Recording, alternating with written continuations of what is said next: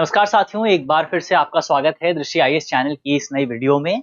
और यूपीएससी 2025 का prelims exam पास आ रहा है। 30 से 35 दिन जो है एग्जाम में बचे हुए हैं, तो इम्पोर्टेंट है कि हम एग्जाम में जो भी करंट अफेयर के सेगमेंट हैं उसको कवर करें। तो हर साल जो है हम एक सीरीज आपके लिए लेकर के आते हैं, जहां पर हम जो भी इम्पोर्टेंट खबरें रही हैं एक साल के भीतर, उन खबरों को अपने एग्जाम के पर्सपेक्टिव से रिवाइज करते हैं। तो इस बार भी हम हाजिर हैं आपके सामने इसी तरह की एक सीरीज के साथ, और आज की इस वीडियो में हम बात करने वाले हैं इकोनॉमी के सेगमेंट पर। तो चलिए इसी नोट के साथ करते हैं वीडियो की शुरुआत। इकोनॉमी की आज पहली वीडियो होने वाली है, तो ध्यान से वीडियो को देखिएगा, जितनी भी इंपॉर्टेंट खबरें हैं उनको ध्यान से समझिएगा, क्योंकि इस बार बिल्कुल बहुत चुनिंदा तरीके से आपके लिए खबरें जो है पेश की जा रही हैं, और ये वो खबरें हैं, ये वो टॉपिक्स हैं जो कि एग्जाम में पूछे जा सकते हैं। तो इसी नोट के साथ करते हैं वीडियो की शुरुआत, और सबसे पहले आज की हमारी पहली खबर देखते हैं। तो हमारी जो पहली खबर है, जो इस बार काफी ज्यादा चर्चा में रही, वो थी आपकी ह्यूमन डेवलपमेंट रिपोर्ट को लेकर के। तो ह्यूमन डेवलपमेंट रिपोर्ट 2024-25 जो है वो इस साल जारी की गई थी। सबसे पहले सवाल उठता है कि इस रिपोर्ट को जारी करता कौन है। ये चीज हमको पता होनी चाहिए, क्योंकि कई बार यूपीएससी जो है इस तरह के सवाल पूछ लेता है कि फला रिपोर्ट जो है कौन जारी करता है। या आपके सामने सवाल हो सकता है, एक तरफ रिपोर्ट के नाम हो सकते हैं, एक तरफ जो है ऑर्गेनाइजेशन के नाम हो सकते हैं, तो आपसे ये भी पूछा जा सकता है कि इनको मिलाइए। तो इस तरह के सवाल कई बार पूछे जाते हैं, तो हमें पता होना चाहिए ये जो आपकी ह्यूमन डेवलपमेंट रिपोर्ट है इसको कौन जारी करता है। तो ह्यूमन डेवलपमेंट रिपोर्ट को जारी किया जाता है यूएनडीपी द्वारा। यूएनडीपी यानी कि यूनाइटेड नेशन डेवलपमेंट प्रोग्राम। तो एक चीज आपने समझी यहाँ पर कि ह्यूमन डेवलपमेंट रिपोर्ट को कौन जारी करता है, यूएनडीपी जारी करता है। तो रिपोर्ट हमने देख ली है, रिपोर्ट में अब क्या बातें निकल करके आई हैं उनकी बात करते हैं। तो सबसे पहले खबर हमने देखी कि मानव विकास रिपोर्ट यहाँ पर जारी की गई है। 2023-24 की मानव विकास रिपोर्ट यानी कि ह्यूमन डेवलपमेंट रिपोर्ट जो है इसको जारी किया गया है, जिसका शीर्षक जो है इस बार टॉपिक भी है। टॉपिक एक बार हमको याद रखना चाहिए, क्योंकि ये भी पूछा जा सकता है।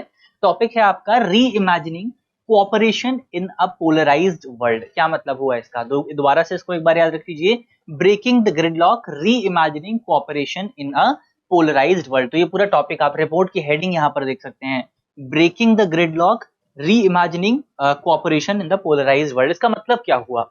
मतलब कि अगर आप बात करें, बेसिकली मतलब ये है कि वर्तमान समय में दुनिया जो है वो आपको पोलराइज्ड होती हुई नजर आएगी। पोलराइज्ड शब्द जब भी आप इस्तेमाल करते हैं, इसको मुख्य तौर पर सामाजिक विज्ञान में इस्तेमाल किया जाता है, सोशल साइंस में इस्तेमाल किया जाता है, पॉलिटिकल साइंस में इसका इस्तेमाल होता है। और पोलराइजेशन का मतलब ये है कि जब सोसाइटी कुछ पोल्स में डिवाइड हो जाती है, कुछ हिस्सों में डिवाइड हो जाती है। तो वर्तमान समय में अगर आप देखें, रिपोर्ट ये बताती है कि हमारी दुनिया जो है वो अलग अलग पोल्स में डिवाइड है, अलग अलग हिस्सों में, अलग अलग ग्रुप्स में डिवाइड है। तो अब सवाल यही उठता है कि हम ये जो ग्रिड लॉक बना हुआ है, ये जो एक ग्रुप्स जो बने हुए हैं, इन ग्रुप्स के बीच में आपस में कोऑपरेशन कैसे कर सकते हैं, सहयोग कैसे कर सकते हैं, आपस में एक सहयोगात्मक भावना कैसे उत्पन्न की जा सकती है, उसको लेकर के रिपोर्ट बात करती है। तो ये हमने देखा, रिपोर्ट का नाम क्या है उस पर हमने बात की। इसके अलावा भारत की रैंकिंग की बात करें, तो इस बार जो रैंकिंग है ह्यूमन डेवलपमेंट रिपोर्ट जो है, या ह्यूमन डेवलपमेंट इंडेक्स जो है, उसमें भारत को 134वां स्थान प्राप्त हुआ है। अब ये पॉइंट हमारे लिए इंपॉर्टेंट है, भारत को कौन सा स्थान मिला है? 134वां स्थान मिला है। पहले स्थान पर कौन रहा है? पहले स्थान पर आपको स्विट्जरलैंड मिलेगा। तो स्विट्जरलैंड पहले स्थान पर है, भारत को 134वां स्थान मिला है।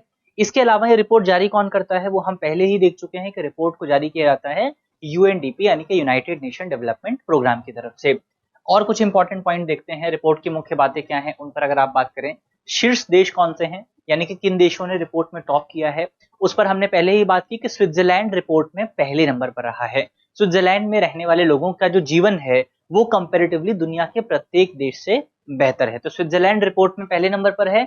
नॉर्वे आपको दूसरे नंबर पर मिलेगा, और आइसलैंड आपको तीसरे नंबर पर मिलेगा। यानी कि स्विट्जरलैंड, नॉर्वे और आइसलैंड, SNI करके आप इसको याद रख सकते हैं। SNI, स्विट्जरलैंड, नॉर्वे और आइसलैंड। तो ये तीन देश हैं जो कि आपको सबसे ऊपर नजर आएंगे। सबसे नीचे अगर आप देखें कौन कौन से देश आपको मिलेंगे, सबसे नीचे आपको सबसे पहले सोमालिया मिलेगा, फिर साउथ सुडान मिल जाएगा, और फिर मध्य अफ्रीकी गणराज्य मिल जाएगा, यानी कि सेंट्रल अफ्रीकन रिपब्लिक। तो ये तीन देश जो हैं वो आपको सबसे नीचे मिल जाएंगे। तो इसको आप SSC नाम से याद रख सकते हैं कि SSC जो है, SSC देश सबसे नीचे कौन कौन से, सोमालिया है, साउथ सुडान है और सेंट्रल अफ्रीकन रिपब्लिक कंट्री है। तो तीन देश हैं जो सबसे नीचे हैं, तीन देश सबसे ऊपर हैं। तो SNI देश जो है सबसे ऊपर हैं ह्यूमन डेवलपमेंट रिपोर्ट में, और SSC देश जो है ये सबसे नीचे हैं। बड़ी अर्थव्यवस्थाओं की अगर आप बात करें, दुनिया की जो बड़ी इकोनॉमीज हैं उसमें आपको संयुक्त राज्य अमेरिका मिल जाएगा, जिसको 0.927 के अंक प्राप्त हुए हैं। यूके है, इसके अलावा जापान है, रूस है। तो बड़ी इकोनॉमीज में सबसे आगे अगर आप देखें तो अमेरिका आपको देखने को मिलेगा। सूचकांक में जिन देशों को स्थान प्राप्त नहीं हो पाया है, जिनकी सिचुएशन बहुत खराब है, उनमें अगर आप देखें तो Democratic People's Republic of Korea को इसमें शामिल नहीं किया गया है, और मोनाको को। ये दो देश हैं जो इस पूरे सूचकांक में शामिल नहीं है। तो ये हमने ओवरऑल रिपोर्ट की कुछ इंपॉर्टेंट बातें देखी, उनको कैसे याद रखना है उसको भी हमने देखा।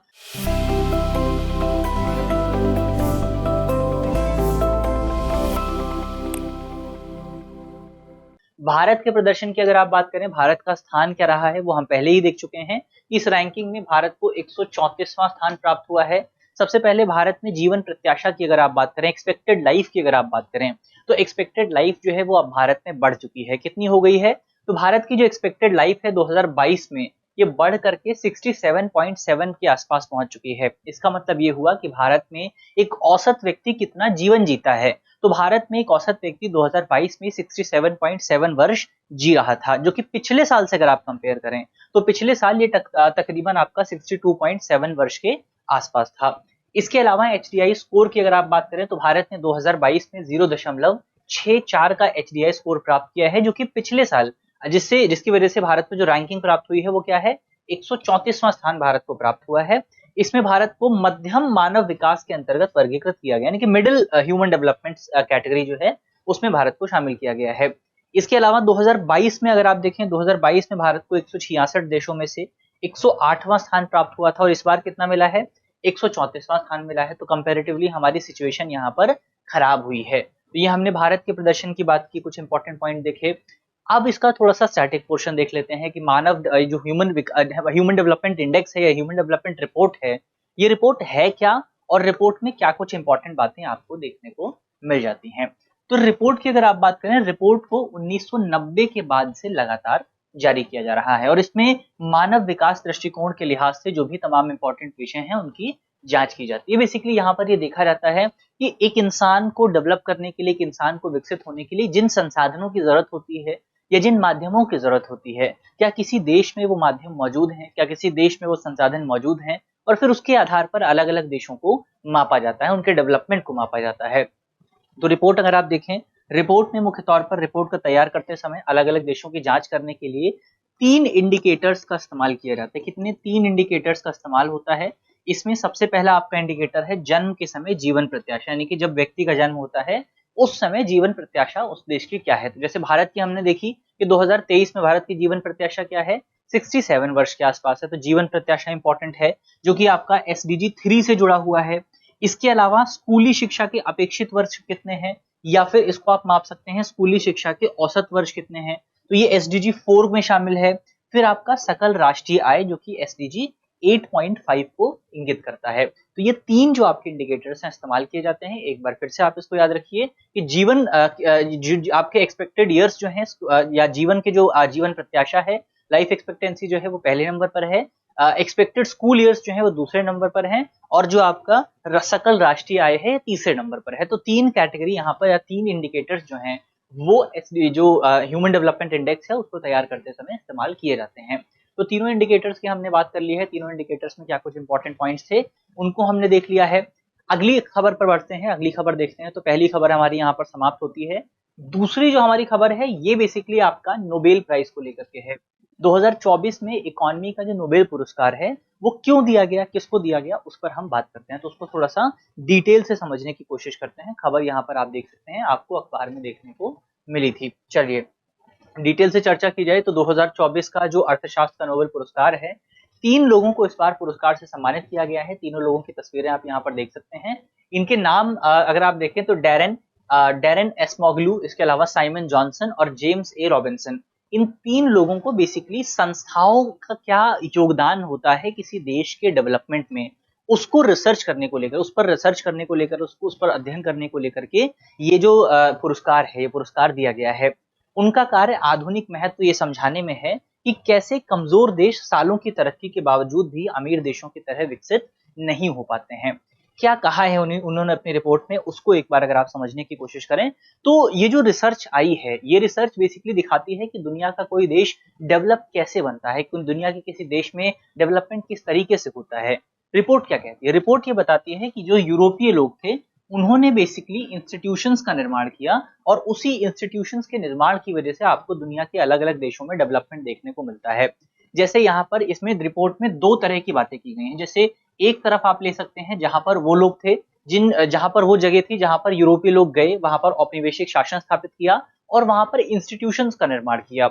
इंस्टीट्यूशंस का निर्माण जैसे रूल ऑफ लॉ को लागू किया या डेमोक्रेसी को स्थापित किया। इसके अलावा आम जनता में जो भी इंपॉर्टेंट इंस्टीट्यूशंस थे उनको डेवलप किया। और दूसरी तरफ बेसिकली वो देश हैं जहां पर यूरोपीय लोग गए, वहां पर उन्होंने शासन किया, उपनिवेश स्थापित किया, लेकिन वहां पर इंस्टीट्यूशंस का निर्माण नहीं किया, वहां पर डेमोक्रेसी स्थापित नहीं करी, वहां पर रूल ऑफ लॉ स्थापित नहीं किया।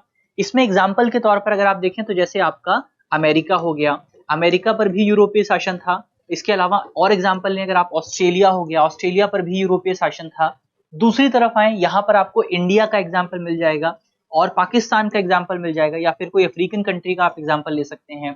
तो इन्होंने अपनी रिपोर्ट में क्या बताया? इन्होंने अपनी रिपोर्ट में बताया कि यूरोपीय लोग जो थे ये यहां भी गए और ये यहां भी गए, लेकिन दोनों को अगर आप वर्तमान समय में देखें तो दोनों में आपको एक स्टार्क डिफरेंस देखने को मिलता है कि इधर वाली जो कंट्रीज हैं, यहाँ जो लोग हैं, ये भी औपनिवेशिक शासन के अधीन थे, लेकिन ये आज वर्तमान समय में डेवलप्ड कैटेगरी में शामिल हैं। और ये भी लोग आपका यूरोपीय शासन के अधीन थे, लेकिन ये वर्तमान समय में डेवलपिंग हैं या लीस्ट डेवलप्ड कैटेगरी में शामिल हैं। इसके पीछे का रीजन क्या है वो उन्होंने अपनी रिपोर्ट में समझाया। उन्होंने अपनी रिपोर्ट में बेसिकली ये बताया कि जब यूरोपीय लोग यहाँ पर गए तो यहाँ पर कंपेरेटिवली आपका यहाँ पर बीमारियां कम थी, यहाँ पर बसा जा सकता था। तो यूरोपीय लोगों ने क्या किया कि इन जगहों पर जहां पर ये जो देश हैं यहाँ पर वो गए और उन्हें इंस्टीट्यूशन स्थापित किया। कैसे? डेमोक्रेसी स्थापित करी, यहाँ पर रूल ऑफ लॉ यहाँ पर स्थापित किया। तो इस तरह की इंस्टीट्यूशंस जो है वो यहाँ पर डेवलप किए और इन्हीं इंस्टीट्यूशंस ने आगे चल करके इन देशों को डेवलप्ड देश में परिवर्तित कर दिया, यानी कि इनके विकास में महत्वपूर्ण भूमिका अदा की। जबकि यूरोपीय लोग जब यहाँ पर आए तो यहाँ पर कंपेरेटिवली रहना थोड़ा सा मुश्किल था, यहाँ पर रहना आसान था। यहाँ पर परिस्थितियां जो थी वो भी यूरोपीय लोगों के ज्यादा करीब मानी जाती थी। अमेरिका में अगर आप देखें तो कंपेरेटिवली परिस्थितियां थोड़ी बेहतर थी, लेकिन जब यूरोपीय लोग इन क्षेत्रों में आए तो यहाँ पर रहना थोड़ा सा मुश्किल था। तो यहाँ पर उन्होंने केवल वेल्थ लेने पर कुछ ध्यान दिया, यहाँ पर उन्होंने इंस्टीट्यूशंस को डेवलप नहीं किया। और क्योंकि यूरोपीय लोगों ने यहाँ पर इंस्टीट्यूशंस को डेवलप नहीं किया, उसी का परिणाम रहा कि ये देश और ज्यादा वृद्धि नहीं कर पाए, ये देश डेवलपमेंट नहीं कर पाए और वर्तमान समय में इनको लीस्ट डेवलप्ड कैटेगरी में शामिल या फिर डेवलपिंग कंट्री की कैटेगरी में शामिल किया गया है। तो ये जो मॉडल है, ये मॉडल बेसिकली इन तीन लोगों ने यहाँ पर अपनी रिसर्च में बताया। इन्होंने बेसिकली जिस किताब को लिखा था उस किताब का नाम था व्हाई नेशंस डेवलप, ऐसे करके किताब है उनकी, तो किताब का नाम भी आप जो है याद रख सकते हैं। लेकिन इनकी जो रिसर्च है, जिस रिसर्च पर हमने बात की, ये रिसर्च का क्रिटिसिज्म भी होता है और क्रिटिसिज्म के तौर पर आपका चाइना का नाम शामिल किया जाता है। चाइना का नाम, जैसे चाइना की अगर आप बात करें तो चाइना भी औपनिवेशिक शासन के अधीन था और चाइना केवल एक कंट्री का औपनिवेशिक शासन में नहीं था, बल्कि चाइना को इंटरनेशनल कॉलोनी कहा जाता था, यानी कि चाइना पर दुनिया के बहुत सारे देशों का औपनिवेशिक शासन मौजूद था, बहुत सारे यूरोपियन पावर्स का औपनिवेशिक शासन मौजूद था। लेकिन उसके बावजूद भी अगर आप वर्तमान समय में चाइना को देखें, चाइना भारत के साथ ही आजाद हुआ था, लेकिन उसके बावजूद भी अगर आप चाइना की सिचुएशन को देखें तो कंपैरेटिवली चाइना जो है वो दुनिया के दूसरे डेवलपिंग और लीस्ट डेवलप्ड कंट्रीज से ज्यादा बेहतर आपको नजर आएगा। और चाइना दुनिया के बहुत सारे डेवलप्ड कंट्रीज को भी चैलेंज करता है। तो जब आप चाइना का एग्जाम्पल लेते हैं तो चाइना के एग्जाम्पल के मामले में ये जो पूरी आपकी थ्योरी है कि यूरोपीय लोग जो है यहाँ पर गए, इन्होंने इंस्टीट्यूशंस का निर्माण किया, यहाँ पर इंस्टीट्यूशन का निर्माण नहीं किया, तो चाइना तो इस कैटेगरी में आता है जहां पर इंस्टीट्यूशन का निर्माण नहीं किया गया है। लेकिन इसके बावजूद भी अगर आप देखें तो चाइना की सिचुएशन आपको कंपैरेटिवली बेहतर नजर आएगी। तो चाइना को इसके क्रिटिसिज्म के तौर पर, इसके अपवाद के तौर पर या विरोध के तौर पर देखा जाता है। एक और इस बात को लेकर के विरोध होता है, ये रिसर्च ये कहती है कि जहां पर डेमोक्रेसी होती है वहां पर आपका डेवलपमेंट बेहतर होता है, वहां पर विकास बेहतर होता है। तो इसमें अगर आप भारत की बात करें तो भारत दुनिया की सबसे बड़ी डेमोक्रेसी है, भारत में तो बहुत बड़ा लोकतंत्र है, लेकिन इसके बावजूद भी भारत जो है डेवलप नहीं हो पाया है। चाइना का एग्जाम्पल लें अगर आप, चाइना के बारे में इसी रिपोर्ट में, इसी रिसर्च को लेकर के कहा जाता है कि ये रिसर्च कहती है कि डेमोक्रेसी जो है वो किसी देश के विकास के लिए बेहतर है। लेकिन चाइना की अगर आप बात करें तो चाइना में तो डेमोक्रेसी नहीं है, लेकिन इसके बावजूद भी चाइना आपको एक डेवलप्ड देश से कंपेरेटिवली बेहतर ही नजर आएगा। तो ये बातें इस पूरी रिपोर्ट में जो है बताई गई हैं। रिपोर्ट की हमने बात कर ली है, रिपोर्ट में क्या बताया गया है, अगर एग्जाम में सवाल आता है तो अब आप उसको बता पाएंगे। चलिए आगे बढ़ा जाए। अर्थशास्त्र के नोबेल पुरस्कार के बारे में अगर आप बात करें तो अर्थशास्त्र का जो नोबेल पुरस्कार है, आपको पता है जो नोबेल पुरस्कार है वो अल्फ्रेड नोबेल की जो वसीयत थी उसके आधार पर दिए जाते हैं। लेकिन अल्फ्रेड नोबेल ने अपनी वसीयत में अर्थशास्त्र का जिक्र नहीं किया था, उन्होंने दूसरे विषयों का जिक्र किया था, मेडिसिन का जिक्र था, फिजिक्स का जिक्र था, केमिस्ट्री का जिक्र था, लेकिन अर्थशास्त्र का जिक्र उसमें नहीं किया गया था। तो अर्थशास्त्र का जो पुरस्कार है इसकी शुरुआत बाद में की गई थी, इसीलिए इस पुरस्कार को स्वेरिक्स रिक्स बैंक पुरस्कार के नाम से भी जाना जाता है, जिसकी शुरुआत स्वीडिश केंद्रीय बैंक द्वारा 1968 में की गई थी। कब की गई थी? 1968 में की गई थी, यानी कि बाद में इसकी शुरुआत आपको देखने को मिली थी। ये पुरस्कार मुख्य तौर पर भौतिकी, रसायन विज्ञान, चिकित्सा, साहित्य और शांति के क्षेत्र में दिया जाने वाला नोबेल पुरस्कार का पूरक है। यानी कि जो प्राथमिक पुरस्कार थे, जो मेन नोबेल पुरस्कार थे, वो इन क्षेत्रों में दिए जाते थे। लेकिन बाद में 1968 में इकोनॉमी के लिए नोबेल पुरस्कार जो है उसकी भी शुरुआत की गई। अर्थशास्त्र का नोबेल पुरस्कार फिजिक्स के बाद दूसरा सर्वाधिक पुरुष प्रधान पुरस्कार है। अब इसका क्या मतलब हुआ? इसका मतलब ये है कि जिस तरह से फिजिक्स में अगर आप देखें, फिजिक्स में बहुत कम महिलाओं को नोबेल पुरस्कार प्राप्त हुआ है, उसी तरीके से इकोनॉमिक्स का जो नोबेल पुरस्कार है वो भी एक मेल डोमिनेटेड पुरस्कार है और बहुत कम महिलाएं हैं। अब तक केवल 3 महिलाओं को यह पुरस्कार प्राप्त हुआ है। कौन कौन सी 3 महिलाएं हैं, उनके नाम आपको याद रखने हैं। एक है आपका एलिनीर ऑस्ट्रॉम, 2009 में इनको पुरस्कार मिला था।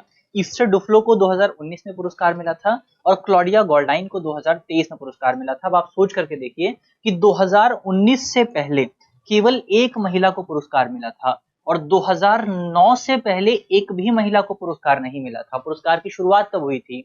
1968 में हुई थी। तो 1968 से लेकर के साल 2009 तक किसी भी महिला को नोबेल पुरस्कार इकोनॉमिक्स में नहीं दिया गया था। तो इसीलिए इसको काफी ज्यादा मेल डोमिनेटेड पुरस्कार भी माना जाता है। तो ये हमने नोबेल पुरस्कारों के बारे में जो भी इंपॉर्टेंट पॉइंट्स थे उनको समझा। आगे बढ़ा जाए, बातचीत करते हैं अपनी अगली खबर पे। तो हमारी अगली जो खबर है वो बेसिकली आपका मखाना बोर्ड को लेकर के है। मखाना बोर्ड जब हमारी केंद्रीय वित्त मंत्री की तरफ से बजट पेश किया गया था उसके बाद से काफी ज्यादा चर्चा में बना हुआ था। इकोनॉमिक लिहाज से भी चर्चा में था और पॉलिटिकल लिहाज से भी चर्चा में था। हम पॉलिटिकल लिहाज से चर्चा में क्यों था उस पर डिस्कशन नहीं करेंगे, हम बात करेंगे इकोनॉमिक लिहाज से। और इसके साथ साथ आपका ये जो पूरा टॉपिक है मखाना बोर्ड का, वो एनवायरमेंट और ज्योग्राफी के लिहाज से भी इंपॉर्टेंट है, थोड़ा उसको भी टच करते हुए आगे बढ़ेंगे। तो खबर पर अगर आप बात करें, खबर हमारी क्या है? मखाना बोर्ड की स्थापना की गई है।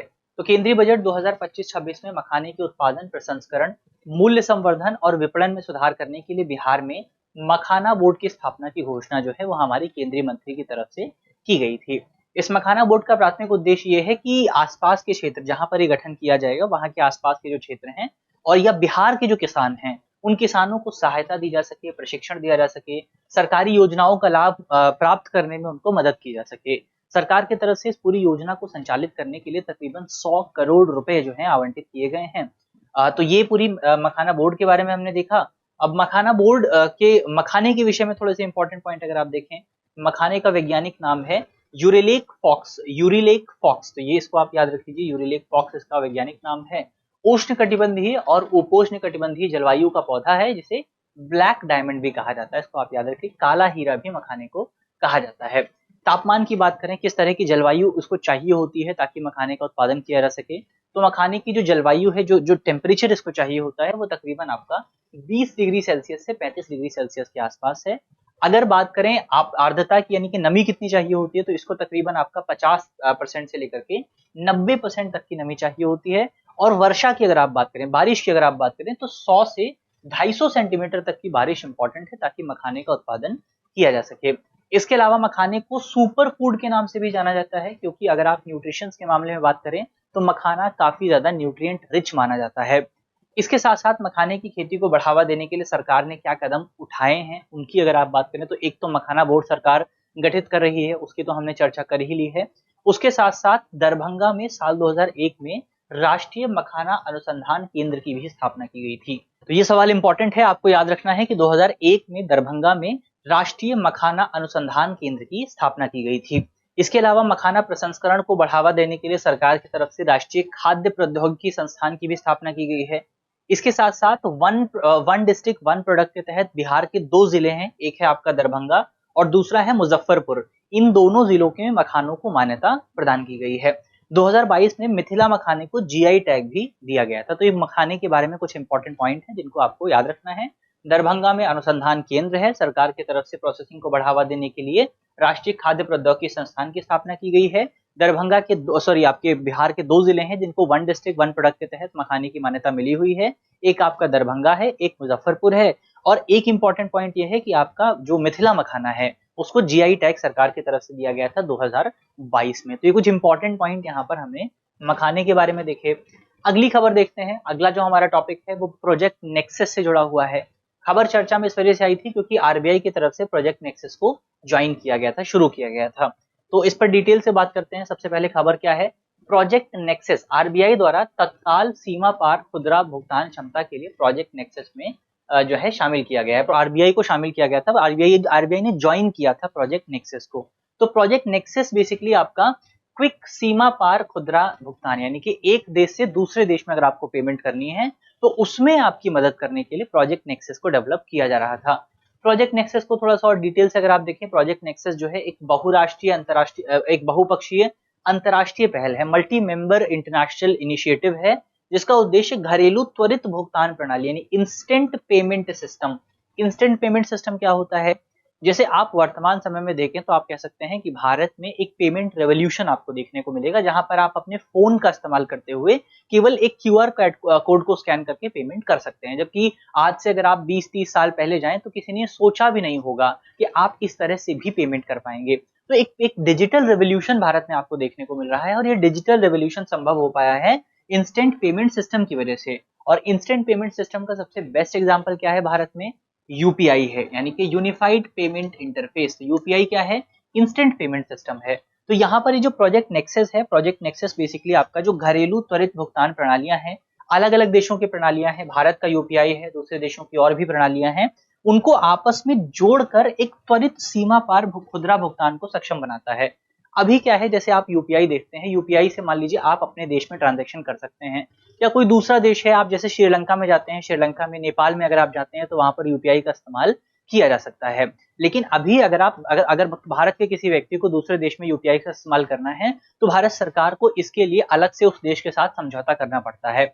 लेकिन प्रोजेक्ट नेक्सस जो है ये बेसिकली क्या करता है कि दुनिया के बहुत सारे देश हैं, उनका जो इंस्टेंट पेमेंट सिस्टम है उसको एक साथ लेकर के आता है और उसको एक साथ इंटीग्रेट करता है, ताकि अलग से कोई समझौता ना करना पड़े और सभी देश के जो नागरिक हैं वो आपस में एक दूसरे के साथ इस पूरे सिस्टम के माध्यम से व्यापार कर सकें और सीमा पार जो है भुगतान किया जा सके। इंस्टेंट पेमेंट सिस्टम एक इलेक्ट्रॉनिक प्रणाली है, उसको हमने देख ही लिया है, जो अंतर बैंक निधि हस्तांतरण की सुविधा प्रदान करती है, इंटर बैंक फंड ट्रांसफर की सुविधा देती है। आपके पास यूपीआई है, किसी व्यक्ति के पास यूपीआई है, किसी दुकानदार के पास यूपीआई है, तो आप अपने यूपीआई का इस्तेमाल करते हुए अपने बैंक अकाउंट के जो पैसे हैं वो दूसरे व्यक्ति के बैंक अकाउंट में जो है ट्रांसफर कर सकते हैं। तो इंस्टेंट जो है आपको सुविधा मिलती है कि आप पैसे ट्रांसफर कर सकते हैं और बहुत जल्दी पैसे ट्रांसफर होते हैं, कुछ ही मिनटों में आप जो है पूरी ट्रांजेक्शन पूरी कर सकते हैं। ये उदाहरण के लिए हमने देख ही लिया, यूपीआई इसका सबसे बेस्ट एग्जांपल है, यूनिफाइड पेमेंट इंटरफेस बहुत अच्छा एग्जांपल है। ये परियोजना जो है या प्रोजेक्ट नेक्सस जो है इसको संचालित किया जा रहा है बैंक फॉर इंटरनेशनल सेटलमेंट यानी कि BIS द्वारा। तो ये चीज आपको याद रखनी है कि प्रोजेक्ट नेक्सस को कौन संचालित कर रहा है, बैंक फॉर इंटरनेशनल सेटलमेंट का एक इनोवेशन हब है जो इस पूरे सिस्टम को संचालित कर रहा है। प्रोजेक्ट नेक्सस में भारत और 4 आसियान देश जो हैं शामिल हैं। टोटल कितने मेंबर्स हैं प्रोजेक्ट नेक्सस में, एक तो भारत है और 4 आसियान देश है। कौन कौन से हैं, मलेशिया है, फिलीपींस है, सिंगापुर है और थाईलैंड है। ये 4 देश जो हैं इनके साथ भारत समझौता करेगा, इनके साथ प्रोजेक्ट नेक्सस जो है वो संचालित किया जा रहा है। अब यहाँ पर एक शब्द और चर्चा में आया था और वो शब्द है आपका BSI यानी कि बैंक फॉर इंटरनेशनल सेटलमेंट। तो बैंक फॉर इंटरनेशनल सेटलमेंट की अगर आप बात करें, इसको 1930 में शुरू किया गया था। कब शुरू किया गया था, बैंक फॉर इंटरनेशनल सेटलमेंट शुरू हुआ था 1930 में। बैंक फॉर इंटरनेशनल सेटलमेंट का जो मुख्यालय है वो आपको स्विट्जरलैंड में मिलेगा, स्विट्जरलैंड के बेसल में आपको ये बैंक मिल जाएगा। और आपने बेसल कन्वेंशन के बारे में भी सुना होगा या बेसल रूल्स या नियमों के बारे में आपने सुना होगा, जहां पर जो दुनिया भर के केंद्रीय बैंक हैं, दुनिया भर के जो अलग अलग कमर्शियल बैंक्स हैं, उनके लिए रूल्स डिसाइड किए गए हैं कि उनके जो तमाम मानक हैं वो कितने रहने चाहिए। तो वो बेसल कन्वेंशन या बेसल रूल्स जो हैं वो भी यहाँ पर इसी बैंक द्वारा डिसाइड किए गए हैं या इसी इंस्टीट्यूशन द्वारा डिसाइड किए गए हैं। इसका स्वामित्व दुनिया के 63 केंद्रीय बैंकों के पास है, जिसमें आरबीआई भी शामिल है। यानी कि इसको संचालित कौन करते हैं, दुनिया के जो सेंट्रल बैंक्स हैं वो मिलकर के इसका संचालन करते हैं। इसके अलावा और अगर आप देखें प्रोजेक्ट नेक्सस के लाभ अगर आप देखें तो ये सीमा पार भुगतान को सरल बनाना चाहता है, जिससे जटिल लागत और लेन देन के समय में कमी आएगी। ये सभी भुगतान सेवा प्रदाताओं के लिए सस्ती और स्केलेबल सेवा प्रदान करता है, और ये विभिन्न प्रणालियों में मानकीकरण और सामंजस्य बिठा करके अंतर संचालन के अंतराल को समाप्त करने की कोशिश करता है। तो कुछ इंपॉर्टेंट बातें यहाँ पर प्रोजेक्ट नेक्सस के बारे में हमने देख ली है, प्रोजेक्ट नेक्सस क्या है और किस तरह से काम जो है करने वाला है। चलिए आगे बढ़ा जाए। अगली खबर अगर आप देखें, अगली जो हमारी खबर है ये बेसिकली सेबी की तरफ से, सेबी यानी कि security exchange board of India, तो सेबी की तरफ से भारत में जो क्रेडिट रेटिंग एजेंसीज हैं उनके ऑपरेशंस को लेकर के कुछ नई गाइडलाइंस जारी की गई थी, कुछ दिशा निर्देश जो हैं जारी किए गए थे। तो गाइडलाइंस की अगर आप बात करें, क्या कुछ गाइडलाइंस यहाँ पर जारी की गई थी, तो सेबी ने, हमने देखा खबर क्या है, खबर यही है कि सेबी की तरफ से भारत में जो क्रेडिट रेटिंग एजेंसीज हैं उनको लेकर के दिशा निर्देश जारी किए गए थे। 4 दिशा निर्देश इंपॉर्टेंट है जिन पर हम बात करेंगे। सबसे पहला क्या है, सबसे पहले ये कहता है कि जो आपकी क्रेडिट रेटिंग एजेंसीज है उसको रेटिंग समिति की बैठक के 1 कार्य दिवस यानी 1 वर्किंग डे के भीतर कंपनी को रेटिंग संप्रेषित कर देनी चाहिए। यानी कि जो बोर्ड है, जो भी आपकी बैठक है, जो भी आपकी बॉडी है जो डिसाइड करती है कि कितनी रेटिंग किसी कंपनी को मिलनी चाहिए, वो बैठक जब आयोजित होगी तो उसके 1 वर्किंग डे के अंदर जिस भी कंपनी की रेटिंग आपने डिसाइड की है उसको 1 वर्किंग डे के अंदर पता चल जाना चाहिए, उसको कम्युनिकेट कर देना चाहिए। तो एक तो ये दिशा निर्देश है। दूसरा, क्रेडिट रेटिंग समिति की बैंक की बैठक के 3 कार्य दिवसों के भीतर रेटिंग निर्णय की समीक्षा या अपील अनुरोध जो है स्वीकार किया जा सकता है। तो मान लीजिए 1 वर्किंग डे के अंदर आपने बताया कि उस कंपनी की रेटिंग क्या है। अब कंपनी को लगता है कि हमारी रेटिंग तो बेहतर है, आपने हमको कम रेटिंग क्यों दी है, तो वो उस निर्णय को चैलेंज भी कर सकते हैं। और चैलेंज कितने दिनों में किया जा सकता है, 3 दिनों में किया जा सकता है। तो 1 दिन में आपको बताना है, 3 दिन आपको चैलेंज करने का दिया जाएगा। इसके अलावा क्रेडिट रेटिंग कंपनी को अपनी वेबसाइट पर एक प्रेस विज्ञप्ति प्रकाशित करनी पड़ेगी, एक प्रेस नोटिफिकेशन देनी पड़ेगी, और रेटिंग समिति की बैठक के 7 कार्य दिवसों के भीतर स्टॉक एक्सचेंज और डिबेंचर ट्रस्टी जो होते हैं उनको भी इसकी सूचना जो है वो प्रेषित करना अनिवार्य है। और इसके साथ साथ इस संबंध में जो तमाम रिकॉर्ड्स हैं वो रिकॉर्ड्स कम से कम 10 सालों तक के लिए रखे जाने अनिवार्य हैं। तो ये 4 निर्देश आपका सेबी की तरफ से जारी किए गए हैं, इसके लिए क्रेडिट रेटिंग एजेंसीज के लिए। और 4 स्टेटमेंट बन करके यूपीएससी सवाल पूछ सकता है, तो ये हमको पता होने चाहिए। एक बार फिर से इसके लिए रिवाइज कर लीजिए कि कितने दिन में रेटिंग बतानी होगी कंपनी को, 1 दिन में। कितने दिन में उसको रिव्यू किया जा सकता है, उसको चैलेंज किया जा सकता है, 3 दिन में। कितने दिन में बेसिकली यहाँ पर आपका स्टॉक एक्सचेंज को बताना होगा, 7 दिनों के अंदर स्टॉक एक्सचेंज को बताना होगा। और कितने समय के लिए रिकॉर्ड को रखना पड़ेगा, 10 साल के लिए क्रेडिट रेटिंग कंपनी को रिकॉर्ड अपने पास रखना पड़ेगा। तो ये क्रेडिट रेटिंग हमने समझा, क्रेडिट रेटिंग क्या होता है उस पर हमने बात की। अब क्रेडिट रेटिंग होता क्या है उसको थोड़ा सा हम समझ लेते हैं। क्रेडिट रेटिंग किसी उधारकर्ता की ऋण पात्रता का सामान्य रूप से या किसी विशेष ऋण या वित्तीय दायित्व के संबंध में परिणामात्मक मूल्यांकन है। क्रेडिट रेटिंग किसी भी कंपनी को, इसको पहले समझ लेते हैं कि इसका मतलब क्या है। तो बेसिकली क्या होता है कि मान लीजिए अभी आपका एक दोस्त है, आपका वो दोस्त जो है ये आपके पास उधार मांगने आता है। अब आपको नहीं पता, मान लीजिए आपका एक दोस्त है, आपका एक दोस्त से दोस्त बना हुआ, मान लीजिए 2 लोग हैं, इसमें से एक आपका दोस्त है और एक आपका दोस्त नहीं है जिसको आप नहीं जानते। मान लीजिए ये आपका दोस्त है, ये आपका दोस्त नहीं है, लेकिन ये इसको जानता है। ये आपके पास आता है और आपसे 100 रुपए मांगता है। अब क्योंकि आप इस व्यक्ति को नहीं जानते हैं तो आप बेसिकली यहाँ पर पैसे दें या ना दें इस कश्मकश में आप हो सकते हैं, क्योंकि आप इस व्यक्ति को नहीं जानते हैं, तो आपको पता नहीं है कि ये व्यक्ति कौन है, ये पैसे लौटा पाएगा या फिर नहीं लौटा पाएगा। तो आप क्या कहेंगे, आप इस व्यक्ति के पास जाएंगे, आप इस व्यक्ति से कहेंगे कि क्या मैं इस व्यक्ति को पैसे दे सकता हूँ। अब ये व्यक्ति जो है इसके बारे में जानता है, इस व्यक्ति को पता है कि इस इंसान की फाइनेंशियल सिचुएशन क्या है। तो ये व्यक्ति क्या करेगा, ये व्यक्ति बताएगा इसको कि आप जो है, अगर इसकी सिचुएशन बेहतर होगी तो ये इसको बताएगा कि हाँ इसकी सिचुएशन बेहतर है और ये पैसे लौटा सकता है, तो आप इसको पैसे दे सकते हैं। अगर ये बोलता है आकर के इसकी सिचुएशन बेहतर नहीं है तो फिर आप उसको पैसे नहीं देंगे। तो यहाँ पर ये बीच वाला जो व्यक्ति है इसको आप क्रेडिट रेटिंग एजेंसी मान सकते हैं, क्रा मान सकते हैं। और ये व्यक्ति उधार करता है, ये व्यक्ति उधार देने वाला है। यानी कि अब क्रेडिट रेटिंग एजेंसी जो है वो बताती है कि क्या जिस व्यक्ति को आप उधार देना चाहते हैं वो व्यक्ति ठीक है या फिर नहीं है। और जो राय यहाँ पर दी गई है उसी को क्रेडिट रेटिंग कहा जाता है।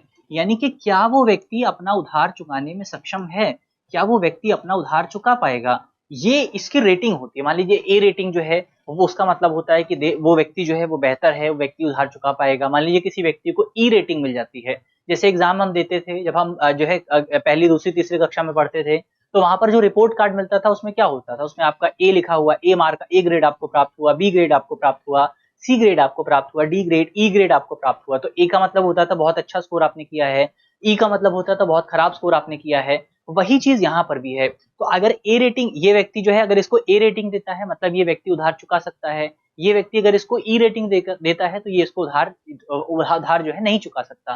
तो इसी पूरे प्रोसेस को कहा जाता है क्रेडिट रेटिंग।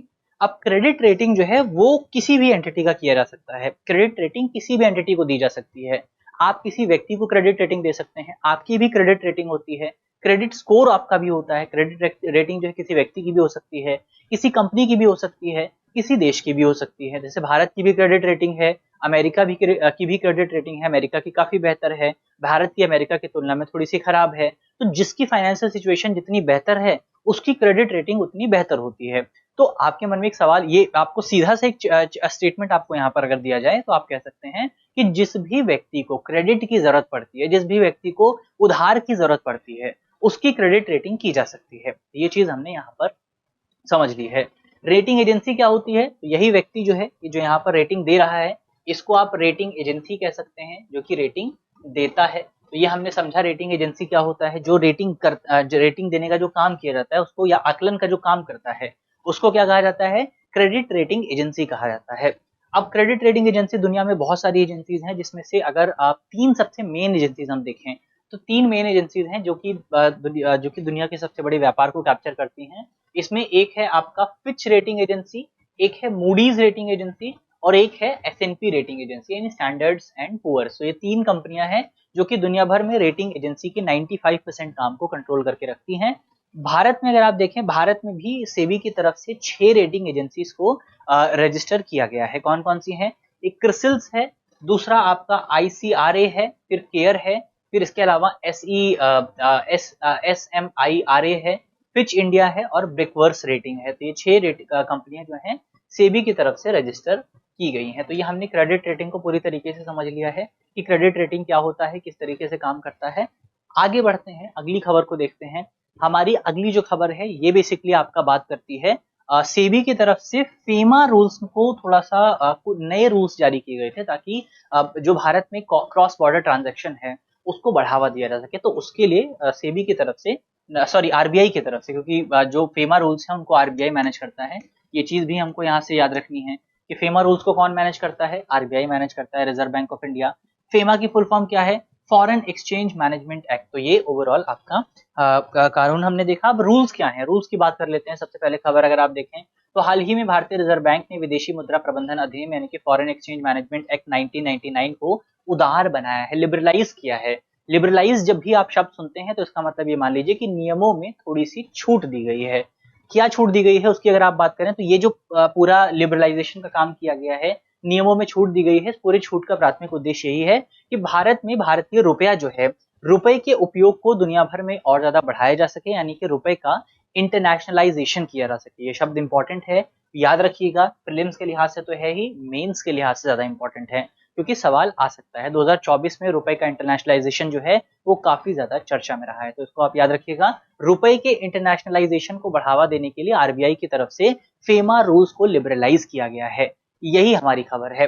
क्या बदलाव किए गए हैं? इन बदलावों की अगर आप बात करें, बदलावों को एक बार अगर आप देखा जाए तो सबसे पहला बदलाव यह है कि भारत से बाहर रहने वाले व्यक्ति अब अधिकृत डीलर बैंकों की विदेशी शाखाओं में भारतीय रुपए में खाता खोल सकते हैं। तो ये चीज हमने देखी कि भारत से बाहर जो लोग रहते हैं, वो जो आपके ऑथराइज्ड डीलर हैं, ऑथराइज्ड डीलर बैंक जो हैं, उनके साथ इंडियन रुपीज वाला जो अकाउंट है वो खोल सकते हैं। तो ये एक इंपॉर्टेंट बात यहाँ पर देखने को मिली।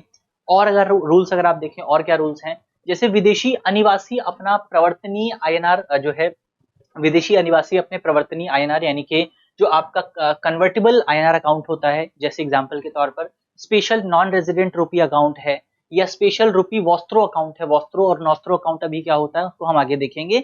तो जो आपके विदेशी निवासी भारतीय हैं, यानी जो विदेशी लोग हैं, अगर उनके पास कोई भारत का कन्वर्टेबल आईएनआर अकाउंट मौजूद है तो उस आईएनआर अकाउंट का उपयोग करके भारत से बाहर रहने वाले अन्य व्यक्तियों के साथ वो लेन देन कर सकते हैं भारतीय रुपए में। भारत, इसके अलावा और क्या रूल है, भारत में व्यवसायिक हित रखने वाले विदेशी निवासी रुपए में वास्तविक लेन देन के लिए अपने SNRR खाते का इस्तेमाल कर सकते हैं, यानी कि जो लोग भारत से बाहर रहते हैं या विदेशी नागरिक हैं लेकिन उनका हित जो जो बिजनेस इंटरेस्ट है वो भारत में है, तो वो अपने जो उनका प्रवर्तनीय अकाउंट है या फिर जो आप उनका स्पेशल नॉन रेजिडेंट रुपी अकाउंट है उसका इस्तेमाल करके पेमेंट कर सकते हैं। प्रवर्तनीय यानी कि कन्वर्टेबल INR खातों में रखी गई राशि का उपयोग विदेशी निवेश के लिए भी किया जा सकता है। तो ये भी एक अच्छी बात है कि जो पैसा जो आपका जो INR कन्वर्टेबल INR अकाउंट है उसमें जो इंडियन रुपीज हैं उसका इस्तेमाल आप विदेशों में निवेश करने के लिए भी कर सकते हैं, यानी कि भारतीय रुपए से आप विदेशों में निवेश कर सकते हैं।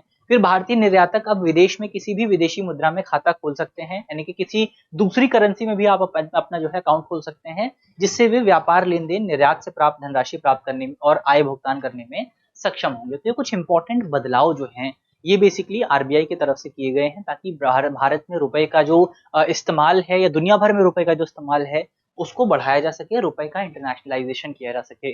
अब यहाँ पर दो पॉइंट इंपॉर्टेंट हैं, ये आपका प्रीलिम्स के एग्जाम के लिहाज से दोनों पॉइंट बहुत इंपॉर्टेंट हैं, इनको खासतौर पर आपको समझना है कि वॉस्त्रो अकाउंट क्या होता है। सबसे पहले वॉस्त्रो अकाउंट क्या होता है, नॉस्त्रो अकाउंट क्या होता है।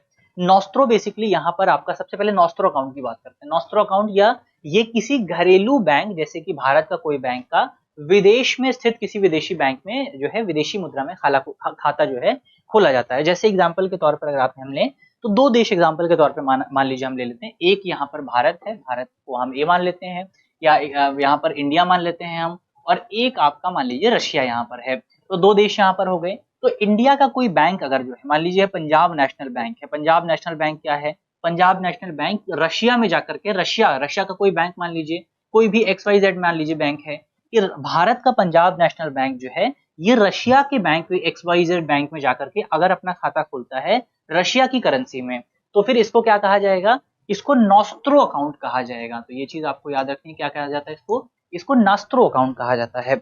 इसके अलावा अगर इसको जो है नॉस्त्रो अकाउंट कहा जाता है, नॉस्त्रो NORSTRO होता है, नॉस्त्रो अकाउंट जो है इसको कहते हैं।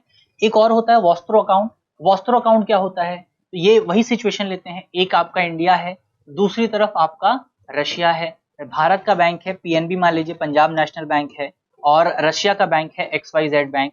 तो नॉस्त्रो अकाउंट में क्या हो रहा था, नॉस्त्रो अकाउंट में भारत का बैंक जो है वो रशिया के बैंक में जाकर के रशिया की करेंसी में अपना अकाउंट खोलता है। वॉस्त्रो अकाउंट में उल्टा होता है, वॉस्त्रो अकाउंट में रशिया का बैंक भारत में आता है और भारत के पंजाब नेशनल बैंक में अपना अकाउंट खोलता है INR में, यानी कि इंडियन करेंसी में। तो अगर कोई विदेशी बैंक भारतीय बैंक में भारतीय करेंसी में अपना अकाउंट खोलता है तो उसको क्या कहा जाता है, उसको वॉस्त्रो अकाउंट कहा जाता है। तो ये चीज आपको याद रखनी है कि वॉस्त्रो अकाउंट क्या होता है, विदेशी बैंक भारत में आ रहा है, नॉस्त्रो अकाउंट क्या है, भारत का बैंक विदेश में जा रहा है। तो ये चीज डिफरेंस जो है, मेन डिफरेंस है वॉस्त्रो और नॉस्त्रो अकाउंट का, जिसको हमने समझ लिया है। अब रुपए का इंटरनेशनलाइजेशन का क्या मतलब है, रुपए के अंतरराष्ट्रीयकरण का क्या मतलब है। तो जैसे अगर आप देखेंगे दुनिया में सबसे ज्यादा ग्लोबलाइज और सबसे ज्यादा इंटरनेशनलाइज करेंसी कौन सी है, डॉलर करेंसी है। डॉलर अगर आप देखेंगे अंतरराष्ट्रीय स्तर पर बहुत बड़े लेवल पर इस्तेमाल की जाती है। तो उसी तरीके से रुपए के इंटरनेशनलाइजेशन का मतलब एक ऐसी प्रक्रिया से है जहां पर सीमा पार व्यापार में, खासतौर पर दुनिया भर में जितना भी व्यापार होता है उस व्यापार में रुपए के इस्तेमाल को बढ़ाया जा सके, तो उसको क्या कहा जाता है, रुपए का इंटरनेशनलाइजेशन कहा जाता है। जैसे एग्जाम्पल के तौर पर अगर आप देखें तो दुनिया भर में जितना भी वैश्विक कारोबार होता है, जितना भी दुनिया भर का मुद्रा बाजार है, उसमें तकरीबन 88.3% जो व्यापार होता है वो आपका केवल और केवल डॉलर में किया जाता है। तो डॉलर की इतनी बड़ी हिस्सेदारी आपको अंतरराष्ट्रीय बाजार में देखने को मिलती है, और यही जो हिस्सेदारी है, यही हिस्सेदारी अंतरराष्ट्रीय स्तर पर अमेरिका के वर्चस्व को मजबूत करती है। तो 88.3% जो व्यापार है अमेरिका के डॉलर में होता है। इसके बाद यूरो की बारी आती है, जापान का येन मौजूद है, पाउंड स्टर्लिंग मौजूद है। भारत की अगर आप बात करें तो भारत की हिस्सेदारी मात्र 1.7% के आसपास है। अब रुपए के इंटरनेशनलाइजेशन का मतलब यही है कि ये जो 1.7% है इसको बढ़ाया जा सके, इसको और ज्यादा वृद्धि की जा सके। तो ये रुपए का इंटरनेशनलाइजेशन क्या है। तो अगली खबर अगर आप देखें, अगली जो हमारी खबर है ये आपका एंजल टैक्स को लेकर के है। 2024 में सरकार ने जो बजट पेश किया था, 2024 के बजट में सरकार ने एंजल टैक्स को हटाने का फैसला लिया था। इसी वजह से जो पूरा टॉपिक है वो चर्चा में आया था। चलिए तो इसको डिटेल से अगर हम समझें तो 2024-25 के बजट में सरकार ने उद्यमशीलता यानी कि भारत में एंटरप्रेन्योरशिप को बढ़ावा देने के लिए एंजल टैक्स को, सभी निवेशक जो भी आपके इन्वेस्टर कैटेगरीज हैं उसमें एंजल टैक्स को खत्म करने का फैसला लिया था। अब सवाल ये उठता है कि एंजल टैक्स होता क्या है, और एंजल टैक्स किस तरीके से काम करता था उसकी एक बार हम बात कर लेते हैं। एंजल टैक्स की अगर आप बात करें, इसको भारत में साल 2012 में लागू किया गया था और 2023 का जो फाइनेंस बिल था, फाइनेंस एक्ट था, उसके माध्यम से इसको पूरे सभी निवेशक कैटेगरियों में विस्तारित कर दिया गया था। एंजल टैक्स क्या होता है वो अगर आप समझें तो ये वो कर है जो गैर सूचीबद्ध कंपनियों द्वारा ऑफ मार्केट लेन देन में शेयर जारी करके जुटाई गई धनराशि पर चुकाया जाता है यदि वह कंपनी के उचित बाजार मूल्य से अधिक है। क्या होता है इसका थोड़ा सा डिटेल से समझते हैं, क्योंकि ये तो किताबी डेफिनेशन हो गई, समझना ज्यादा इंपॉर्टेंट है। मान लीजिए कोई एक कंपनी है, ये कंपनी बेसिकली शेयर बाजार में नहीं है, लेकिन अगर नहीं भी है तो भी उसके शेयर की तो वैल्यू तो कुछ है ही। तो कंपनी की टोटल वैल्यू मान लीजिए 100 रुपए है और इसमें अगर आप 10 रुपए में इसको 10 शेयर कंपनी अगर जारी करेगी तो एक शेयर की वैल्यू इसकी कितनी हो जाएगी, 10 रुपए हो जाएगी। लेकिन कोई व्यक्ति आता है जो इस कंपनी में इन्वेस्ट करता है और कंपनी के मान लीजिए आपका 10 शेयर कंपनी के हैं, इसमें से 5 शेयर खरीद लेता है। अब इस हिसाब से अगर आप देखें, इस कैलकुलेशन के मुताबिक अगर 5 शेयर खरीदे जाते हैं तो कितने रुपए पे किए जाने चाहिए, 50 रुपए पे किए जाने चाहिए। लेकिन ये व्यक्ति पे करता है मान लीजिए 100 रुपए पे करता है। अगर 100 रुपए पे कर रहा है और इसको 5 शेयर प्राप्त हो रहे हैं तो एक शेयर की वैल्यू कितनी हो गई, 20 रुपए हो गई। तो इसका मतलब ये हुआ कि यहाँ पर जो आपका बाजार का मूल्य है, जो कंपनी का रियल वैल्यू है, उससे ज्यादा पैसे जो है वो कंपनी को प्राप्त हो रहे हैं, उससे ज्यादा पैसे जो हैं ये इन्वेस्टर कंपनी को प्रदान कर रहा है। इसका मतलब ये हुआ कि यहाँ पर कंपनी को ज्यादा गेन हुआ है, ज्यादा प्रॉफिट हुआ है। तो ये अगर बाजार मूल्य से ज्यादा मूल्य कंपनी को प्राप्त होता है तो ऐसे में कंपनी को टैक्स देना पड़ता था और इसी टैक्स को कहा जाता है एंजल टैक्स। तो अब उम्मीद है कि आप एंजल टैक्स को समझ गए होंगे। अब यहाँ पर एंजल टैक्स को बेसिकली आपका जो आयकर अधिनियम 1961 है, इसकी धारा 56 क्लॉज 2 सब क्लॉज 7B के तहत लाया गया था और एंजल टैक्स की वसूली जो है वो आयकर विभाग द्वारा की जाती थी। अब एंजल इन्वेस्टर्स कौन होते हैं, बहुत सिंपल से डेफिनेशन है, वापस से अपने एग्जांपल से हम समझ लेते हैं। हमने यहाँ पर क्या देखा था कि एक नॉन लिस्टेड कंपनी है। नॉन लिस्टेड कंपनी मुख्य तौर पर वो कंपनियां होती हैं जो शेयर बाजार में लिस्ट नहीं होती हैं, यानी उनके पास शेयर बाजार से पैसे प्राप्त करने का मौका नहीं होता है, उनके पास ये ऑप्शन मौजूद नहीं रहता है। तो मान लीजिए कि कोई कंपनी है, अपने ग्रोथ के शुरुआती चरण में है, कंपनी को पैसे की जरूरत पड़ती है क्योंकि अगर आपको एक्सपेंड करना है, अपने व्यवसाय को बढ़ाना है तो पैसे तो लगाने ही पड़ेंगे। तो ऐसे में अगर कोई आपको ऐसा व्यक्ति मिल जाता है जो आपके पैसे आपकी कंपनी में इन्वेस्ट करने को तैयार है, तो उस व्यक्ति को कहा जाता है एंजल इन्वेस्टर, क्योंकि आपको भगवान का भेजा हुआ कोई ऐसा व्यक्ति मिल गया या कोई एंजल मिल चुका है जो आपके व्यवसाय में, आपकी आइडिया में पैसे लगाने के लिए तैयार है। इसीलिए इस व्यक्ति को क्या कहा जाता है, एंजल इन्वेस्टर कहा जाता है। तो एंजल इन्वेस्टर, एंजल निवेशक है जो आमतौर पर अपने व्यक्तिगत धन को इस्तेमाल करते हुए अपनी व्यक्तिगत धन की एक छोटी सी मात्रा किसी कंपनी की प्रारंभिक अवस्था में निवेश करता है। तो ये आपका एंजल इन्वेस्टर हो गए। अगली खबर अगर आप देखें, अगली खबर आरबीआई की मॉनेटरी पॉलिसी को लेकर के है। तो आरबीआई की मॉनेटरी पॉलिसी की खबर चर्चा में वैसे तो हर 2 महीने में आती रहती है, क्योंकि हर 2 महीने में आरबीआई की मॉनेटरी पॉलिसी कमेटी की बैठक होती है। लेकिन इस बार चर्चा में इस वजह से आई थी क्योंकि आरबीआई की मॉनेटरी पॉलिसी कमेटी ने अपने 90 साल पूरे कर लिए हैं। तो सॉरी, मॉनेटरी पॉलिसी ने अपने 90 साल पूरे कर लिए, कमेटी ने 90 साल पूरे नहीं किए हैं, ये चीज याद रखिएगा। मॉनेटरी पॉलिसी ने 90 साल पूरे किए हैं। तो ये चीज हमने देख ली है। आगे बढ़ा जाए, सबसे पहले बात करते हैं खबर क्या है। तो हाल ही में आरबीआई ने अपनी मौद्रिक नीति के 90 वर्ष पूरे किए हैं। आरबीआई की मौद्रिक नीति वह नीति है जो कि जिसके माध्यम से आरबीआई, भारतीय रिजर्व बैंक या आरबीआई जो है वो देश में मुद्रा और मुद्रा की आपूर्ति को नियंत्रित करते हैं, जिसका उद्देश्य मुख्य तौर पर यही है कि भारत में मूल्य स्थिरता को बनाए रखा जा सके, मूल्य निर्धारण को सुनिश्चित किया जा सके और आर्थिक विकास को बनाए रखा जा सके। अब मौद्रिक समिति की बात करते हैं, क्योंकि मौद्रिक नीति को निर्धारित करने का काम जो है वो तो अंततः मौद्रिक समिति करती है। इसमें खासतौर पर मौद्रिक नीति समिति का जो काम है वो रेपो रेट को निर्धारित करने का है, लेकिन फिर भी मौद्रिक नीति कमेटी काफी इंपॉर्टेंट है।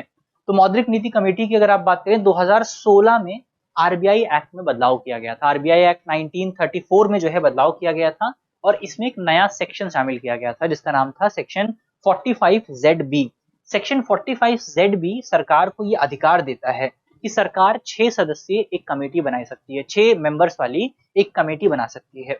कौन कौन होगा इस कमेटी में? तो सेक्शन 45ZB में कहा गया है कि इस कमेटी का काम जो होगा वो बेसिकली भारत में मुद्रास्फीति लक्ष्य को प्राप्त करने के लिए आवश्यक नीतिगत निर्धारित करना है, नीतिगत दर निर्धारित करना है, यानी कि रेपो रेट को निर्धारित करना है। तो कमेटी का डिसाइड करती है, रेपो रेट डिसाइड करती है और कमेटी, मौद्रिक नीति समिति का निर्णय बैंकों के लिए बाध्यकारी होगा। ये बात भी इस पूरे कानून में कही गई है। गठन की अगर आप बात करें तो अधिनियम की धारा 45ZB के अनुसार एमपीसी में 6 आपके मेंबर्स होंगे, जिसमें जो आपके गवर्नर हैं वो इसके अध्यक्ष होंगे। एक आपके डिप्टी गवर्नर भी इसमें शामिल होते हैं, तो ये चीज आप याद रख लीजिएगा, डिप्टी गवर्नर जो है वो यहाँ पर इसमें शामिल होते हैं। और इसके अलावा इसमें आपको केंद्रीय बोर्ड, जो आरबीआई का सेंट्रल बोर्ड है, उसके द्वारा एक नामित व्यक्ति भी शामिल होता है। तो 3 व्यक्ति जो हैं वो आपके आरबीआई की तरफ से आते हैं और 3 व्यक्ति आपके गवर्नमेंट की तरफ से आते हैं, सरकार की तरफ से आते हैं, जिनको सरकार जो है नियुक्त करती है। टोटल 6 व्यक्ति इसमें आपको देखने को मिलते हैं। तो ये गवर्निंग स्ट्रक्चर हो गया हमारी एमपीसी की बैठक का। बहुत सारे जो आपके मौद्रिक नीति उपकरण हैं वो इस्तेमाल किए जाते हैं ताकि मनी की सप्लाई को कंट्रोल किया जा सके।